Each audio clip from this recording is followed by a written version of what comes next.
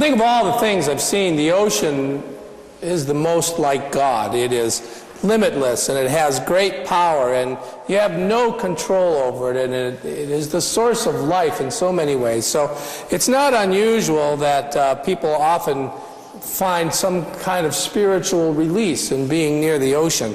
You've done it, right? We've gone and sat by the ocean to pray, to meditate. So we've done that. And certainly it was probably true that way and always has been for people, but the people of the Bible, the Hebrew people, did not, even though they were on the shore of the Mediterranean, did not spend much time out in the ocean. They saw the ocean as a place of chaos, a place where you cannot live.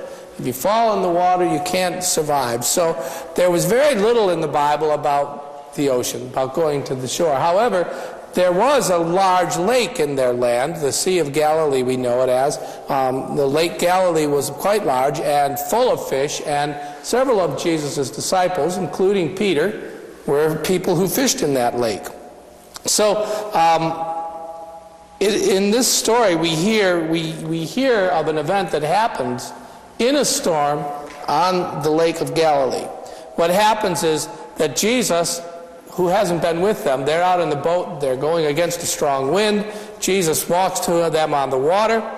They see him coming. They are at first afraid, but then Peter says, "If it's you, ask me to come out to you."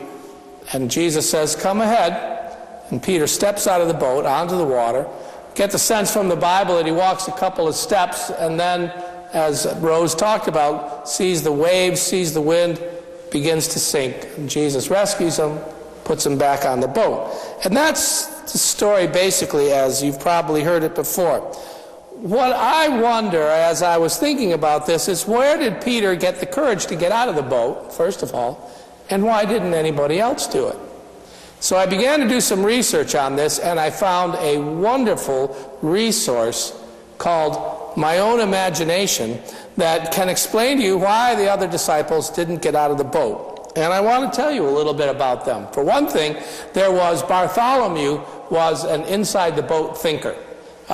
You just don't get out of the boat. I mean, you just don't do that. You stay in the boat. That's the most important thing. He believed in the conventional wisdom, and the first rule of sailing is stay in the boat. You're not going to be any better off out there.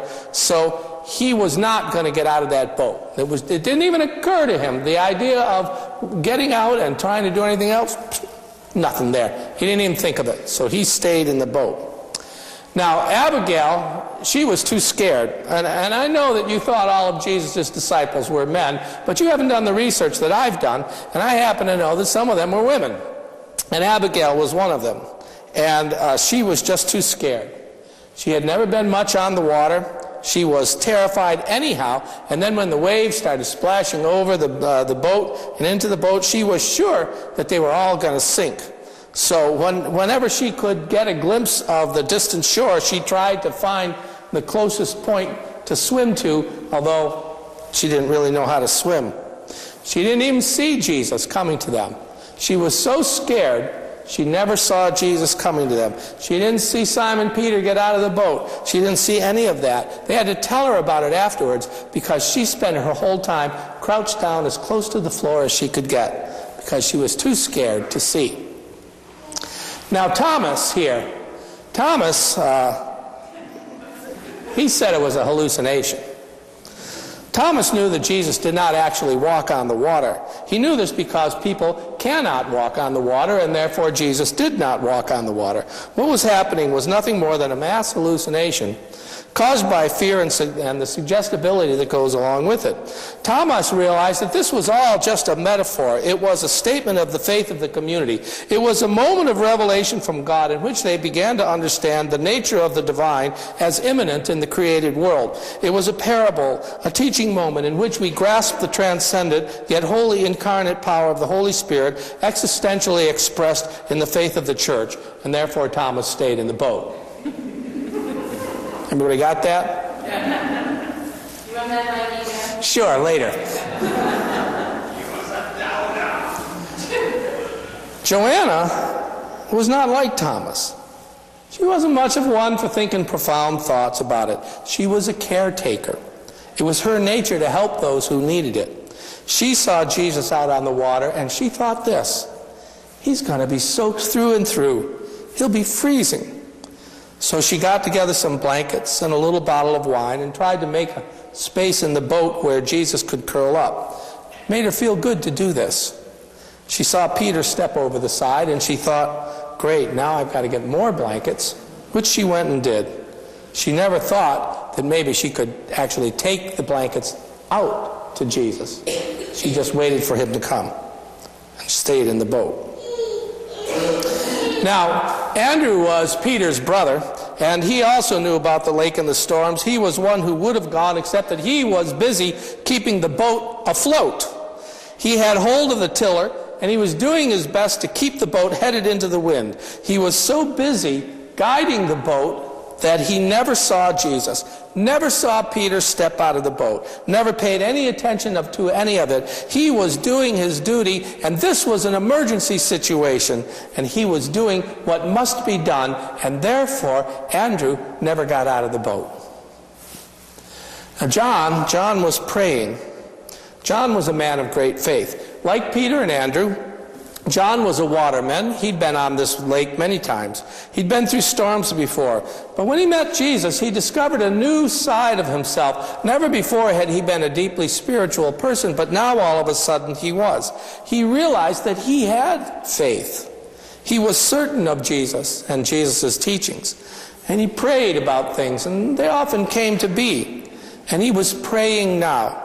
He was praying for their safety, for the storm to end, and for his impetuous brother. Yes, he was a man of faith. He was not a man of action, but he was a man of faith. And so he stayed in the boat. Matthew was thinking about his new sandals. He had just brought them the day before in the market at Decapolis, and he'd been walking carefully all day trying to avoid rocks and mud puddles and that sort of thing, and he just didn't know what the water would do to his new sandals if he stepped out of the boat, and well, what if one of them came off and sank? So Matthew kept him and his sandals in the boat. Chloe just watched. Chloe had been invited by Jesus to come with him and be one of his followers, but she didn't really understand why she'd been chosen. She wasn't anything like the other disciples at all. She wasn't like them in any way. They could stand up and speak and talk about things, and she just couldn't do that. She was terrified to do that. They knew about all kinds of things like sailing and architecture and cooking, and she was just too young and small, and she had no idea why she was there. So she just held on, and she watched. She stayed in the boat. But Susanna was not like Chloe. Susanna was tough. She was one of the oldest in the group. She'd given birth, had a couple of children. They were grown now. She'd been a single mom for a while and worked in a tannery. She had joined up with Jesus when she was invited, and sometimes the other disciples had to hold her back because she was ready to defend Jesus at any moment. She was ready to get into the fight to defend Jesus, and the rest of the disciples were never sure that she wouldn't use her fists or a stick to do that defense. So they had to keep an eye on her. She was definitely not afraid, except for ghosts. She was afraid of ghosts. She didn't know why, but she was afraid of ghosts, and when she saw Jesus out in that storm walking towards them, that's what she thought she was dealing with, and it frightened her. And she screamed and she pointed and she frightened everyone else then on the boat, which of course she didn't get out of. She wasn't sure, even when he got close, that it really was Jesus. James was the fourth waterman among the disciples, and he was annoyed. He was older than his brother John, older than Peter and Andrew, and he was really, really annoyed with Peter. They were lifelong friends, but James found that Peter's lack of attention and his inability to sit still drove him crazy. He couldn't get used to the idea that Peter couldn't do anything for more than 20 minutes at a time, and then he moved on to something else. Peter started lots of stuff, never finished. Whose job is it to finish? It's James's job. So he's got to go around and pick up things. And now here they are in the middle of the storm, right where they need Peter, right where they need this big Peter. He was the biggest guy. They needed him in the boat. And what's he do? He gets out of the boat and he starts walking on the water. And James has to grab the rope that Peter had been working and hang on to it himself. And he's thinking, I hate this guy. But Peter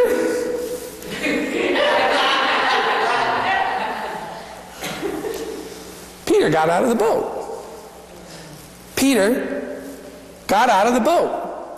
When everybody was wondering if this was a ghost, Peter asks him a question. Now, we would have asked the same questions. We get asked all the time. Lord, is that you? Yes, it's me. Well, what is your date of birth? And what was the name of your first pet? But Peter just says, if it's you, tell me to come to you on the water. Because one thing Peter did know, he knew the voice of Jesus when it called him. Because he'd been called before. And he recognized when Jesus said, come, that he knew he was being called. And he stepped out onto the water.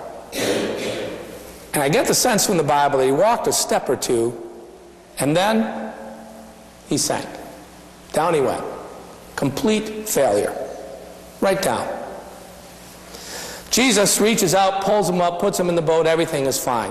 Now, we got to move ahead a little ways, and we get forward in time, and the end of the day comes, and the disciples are in the locker room changing out of their apostle clothes into their regular street clothes, and they're having a good time because it had been a good day for them. They were, you know that mood. Some of you know that mood of being in the locker room after a big win, and that's how they're feeling. And they're taking their showers and they're having a good time, and they're joking around with each other, and they're joking about Peter a lot. I mean, they're picking on him mercilessly. They're just making jokes at his expense all the time, and he's taking it pretty well. Matthew had somehow developed the really good ability to snap people with towels, and he got Mark really good one time, and everybody laughed at that. And then Mark, to take the attention off himself, decided that he would do an impression of Peter walking on the water, and it ended with, "Lord, save me! Lord, save me!" Blah, blah, blah, blah, blah. So, and everybody laughed, and Peter was taking it with his goodwill. He was laughing, he was embarrassed, but he knew he looked silly. And there was a little bit of quiet in the locker room, and then Peter said, well, at least I tried. At least I got out of the boat. At least I got out of the boat. I don't know about you, but I've had a significant number of failures in my life. Have you? Where you've tried something and it just didn't go? Or where you didn't even try because you were afraid to get out of the boat? Have you had failures in your life? I've had plenty of them. Plenty of them. And as I get to this point in my life where I'm looking at retirement coming up before too long, I'm trying to evaluate. I can't stop myself from trying to evaluate, have I been a success or a failure in my work? Not that I even know for sure what the success or failure might be, but I keep asking myself that question. And sometimes I think, yeah, it's been a failure. And other times I think it's been okay, it's been a success. And I don't know what the answer to that is, but I can say one thing. At least I got out of the boat. At least I gave it a shot. Don't you feel that way when you realize that at least you've given it a try and maybe you failed? You've gotten married, you've had a child, you've taken care of that, you've taken a new job, you've fought against addiction, you've tried to rebuild a new relationship or make changes in your life, you've gotten involved in some kind of program to try to make the community better, and sometimes you've succeeded, and sometimes you've failed. God isn't asking for your successes. What is God asking you to do? Get out of the boat and give it a try. Amen? Amen.